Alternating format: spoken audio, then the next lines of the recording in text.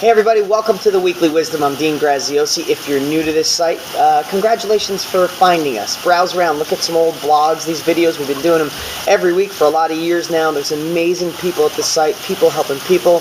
Met a lot of you new members or new to this site out in Vegas recently. So if you're here, glad to have you. Hey, before I go anywhere, I just want to say how touched I was with last week's Weekly Wisdom and how many of you wished well for my stepdad. And I see this family has truly grown to be something spectacular. So I thank each and every one of you. I'll give you a quick update.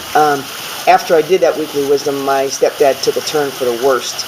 The next day after doing that, the last week's video, my mom called and his lung had collapsed. He had 103 fever and was doing horrible. So I jumped on a plane, flew down to Mexico, and you know what? It shows the power of the mind. I got down there. They were there by themselves. So I spent a couple days, got them in good spirits, hopefully the best I know how. Just a lot of positive. You know, one thing I told them, I said, I don't make bad investments. I'm already about $100,000 into your surgery and saving you. You die now, that'd be a bad investment. We can't have that. I know that sounds horrible, but literally it made them laugh. And that was almost a week ago that I was down there for 3 or 4 days helping them. Got him out of the hospital, got him into a hotel, a really great place, easy access. Long story short, they came home last night, and he's going to be fine. So I'm not going to say that those prayers and wishes that everybody left here didn't help. So I thank you. And for those that have so many warm wishes for the people that were affected by Sandy, by the hurricane, I want to give you a quick update. So what we decided to do with the money is Staten Island in New York, so many places, New Jersey, Staten Island, got hurt so bad, and Staten Island has some really hard-hit areas where they weren't getting a lot of help. So we decided, through a recommendation to one of our amazing students, we decided to give a big chunk of that money to a pastor in Staten Island that's helping out a lot of people in need. So we're going to present that to them this week. So we'll keep you updated on that. And plus, some other great suggestions from our loyal DG family. We found a couple DGers that, and if we missed you, I'm sorry, but we found a couple DGers going through really tough times. So we're going to present them with some money as well. And we'll continue to help. Anything we can do, we'll continue to do that. And this family helps support that. So I thank you. So here's what I want to talk about this week. I've said this before. I've said it live. And Jen Gray and a couple others who read this week's post picked out the saying that I've used before, that if you can cut a check for the problem, you don't have a problem. And if you've heard me say this before, well, you're going to hear it again. And if it's new to you, you know, when I first say that, if you can cut a check for that problem, you don't have a problem. Internally, it doesn't sit well with some people. You might say, well, money can't solve problems. Money doesn't buy happiness. Money can be the root of all evil.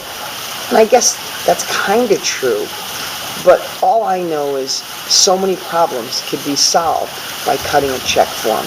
And a prime example of that is what happened to my stepdad. We were down in Mexico, and Jen, you picked up on it, a couple others did too. I didn't go deep on it because I was sharing what was on my heart.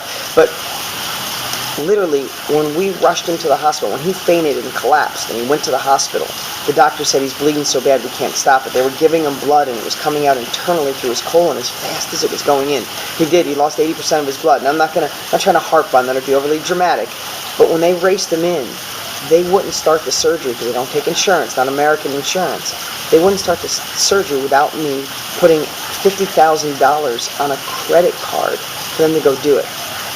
That was a huge problem, and I feel blessed, overwhelmingly blessed, that I was able to give one credit card and put that on a credit card to cut a check for that problem. So I want you to think about things in life that you could cut a check for and they'd go away. Is it to cut a check for the school your kids want to go to? Cut a check to retire your parents that shouldn't be working anymore? Cut a check to put in your retirement account so you feel secure? Cut a check to pay off your old medical bills or an old credit card when you were spending like crazy, like a lot of people did, and it's not your fault, but you got there and you want to cut a check so you're not stressed every month when that's in the mailbox. Or cut a check to help people from the hurricane. Cut a check to someone in your church who's having a really tough time. When I start looking at things that way, if you could start looking at it that way, then money is something so much bigger than just wanting financial freedom. You know all the things that I say over and over, that like secure your own mess so you can help others. That's what we want. We want to be so confident, so secure Or we could cut checks to put out fires, cut checks to lower anxiety, cut checks to help people who need it. So every week, I appreciate so much this family, and DG has grown to be something bigger than I could have ever imagined. And I don't mean bigger as just the amount of people, which is thousands, but we created a heck of a family where people can come, like you, can come here and get plugged in, get wisdom, direction, confidence, and feel a part of something bigger than yourself. That's why I love this site. I'll never stop doing these videos. Thanks for all you've done. So we're helping out Sandy. Appreciate everything on my stepdad and all the prayers and thoughts. And lastly, think about that this week. I hope you did the homework last week on making sure we get rid of those regrets. Let's get rid of them now. Let's not be 80 years old, 90, 110 on your deathbed with all these regrets that you could have just squashed now. And I'm telling you one big regret. I know it's not as important as some of the other ones, but one big regret will be if you miss out on 2012, 2013 real estate market and don't jump in and get going. If you miss this window, it'll be a huge regret. But this week, I'd really love to think, what could you cut a check for that would make a problem disappear, and use that as your motivation? Thank you so much, guys. Can't wait to be back here next week. See ya.